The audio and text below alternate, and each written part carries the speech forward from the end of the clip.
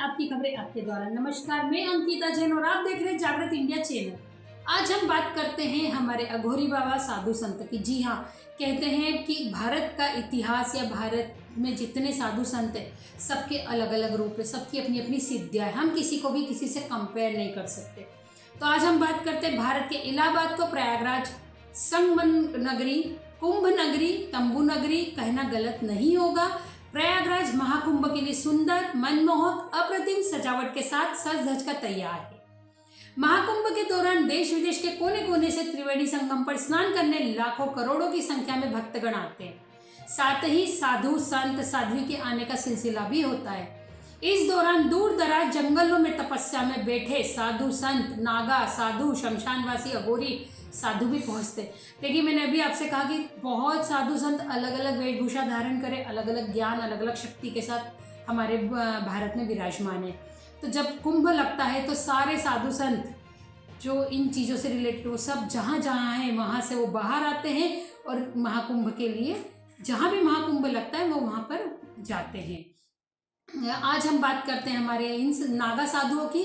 कुंभ मेले में नागा साधुओं को देखकर मन में कई बार ये सवाल आता है कि साधु यहाँ क्यों आते हैं, ये नागा साधु क्यों बनते हैं, ये कैसे बनते हैं, क्या नागा साधु और भयावह दिखने वाले अघोरी साधु एक है? ऐसे कई सवाल आपके दिमाग में भी चलते होंगे। तो चलिए आज जानते हैं इनके जवाब। मेरे मन में भी, आपके साथ साथ मैं भी अपने सवालों के जवाब ढूंढती हूँ। आज के खास कार्यक्रम सनातन धर्म रक्षक नागा साधु। कार्यक्रम में नागा साधु बनना आसान बात नहीं है। नागा साधु जैसे कि नाम से ही प्रतीत होता है कि उनके ऊपर एक भी अंग वस्त्र नहीं होता है।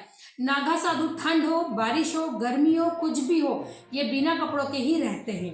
नागा साधु बनने की प्रक्रिया के दौरान शिक्षार्थी अपने आप को माँ की कोख में पल रहे बच्चे के समान मानते हैं। नागा साधु का संपूर्ण जीवन उस बच्चे की तरह होता है जो बच्चा अपनी माँ के गर्भ में एक झिल्ली में होता है। तो शिक्षार्थी अपने को ईश्वर का रूप झिल्ली में बंधा हुआ मानता है। तो अब उसे ना गर्मी लगती है, ना ठंड लगती, ना अग्नि ताप या ना संताप होता है। उस पर किसी भी प्रकार का कोई असर नहीं होता है क्योंकि वो मेंटली अपने आप को एक बच्चा मानते हैं, माँ के कोख में पल रहा बच्चा। नागा साधु बनना कोई आसान बात नहीं है। नागा साधु बनने के लिए सबसे पहले अपना खुद का अंतिम संस्कार और पिंडदान करना होता है। कितनी बड़ी बात है, हिंदू धर्म में जीते जी अपना पिंडदान करना, अंतिम संस्कार, कितनी बड़ी बात है। इसके बाद संन्यास की दीक्षा दी जाती है। कई कठिन प्रक्रिया से गुजरने के बाद लास्ट में लिंग तोड़ प्रक्रिया सबसे अहम होती है, जिससे काम वासना को वश में करने के लिए किया जाता है। लेकिन ये एक गुप्त प्रक्रिया होती है जिसे सार्वजनिक तौर पर नहीं बताया जा सकता है। देखिए, बहुत सारी चीज़ें हैं जो खुलेआम नहीं बताई जा सकती, लेकिन अब मैं आज जो बोल रही हूँ आप वो ध्यान से सुनिएगा। नागा साधु बनने के लिए अपना घर परिवार छोड़ संपूर्ण संसार को अपना घर परिवार बनाना पड़ता है। नागा साधुओं के लिए केवल हरि भजन ही जीवन है। उनका प्रेम मात्र हरि है। उनके गुरु ही उनके माता पिता होते हैं। गुरु ने जैसा पालन पोषण किया वैसे ही उन्हें करना पड़ता है। नागा साधु का जीवन अपने काम, क्रोध, मोह से परे होकर ईश्वर को प्राप्त करना है। नागा साधु का उद्देश्य केवल मानव कल्याण और सनातन धर्म की रक्षा करना ही होता है। सनातन धर्म की रक्षा करने के लिए नागा साधु बनने के दौरान यानी ट्रेनिंग के दौरान उन्हें बंदूक चलाने की ट्रेनिंग भी दी जाती है।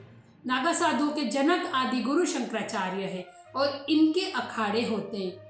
नागा साधु अखाड़े में सनातन धर्म पर आए किसी भी खतरे से लड़ने के लिए हथियारों की पूरी ट्रेनिंग लेते हैं और अपने धर्म की, अपने सनातन धर्म की रक्षा करते हैं ताकि सनातन धर्म पे कोई भी आँच ना आ सके, कोई खतरा ना आ सके। नागा साधु कहते हैं नागा साधु का उद्देश्य मात्र मानव कल्याण है और इसके लिए वो हमारी रक्षा करने के लिए बैठे हैं। सीधा सा नारा, मानव कल्याण हमारा उद्देश्य। बात करें अब अघोरी साधु की। ये तो हो गए हमारे नागा साधु। अब हम बात करते हैं अघोरी की। अघोरी साधु की वो शमशान में रहते हैं। ऐसी मान्यता है कि वो शमशान में अध जला शव का मांस खा मदिरा पान करते हैं। इससे वो ये साबित करते हैं कि उन्हें केवल शिव की आराधना करनी है और वो कुछ भी खा पीकर अपनी साधना एकांत शमशान में रहकर जारी रखते हैं। देखिए, गलत नहीं है, हम उसको गलत धारणा से ना देखें, गलत नज़रों से ना देखें। वो उनका एक अपने भगवान के प्रति श्रद्धा है कि हमें बाहर ना निकलना पड़े। वो मुंडों की माला धारण किए होते हैं क्योंकि वो कापालिक परंपरा को मानने वाले होते हैं और कहते हैं अघोरी साधु शिव के अलावा शक्ति स्वरूपी माँ काली के उपासक होते हैं।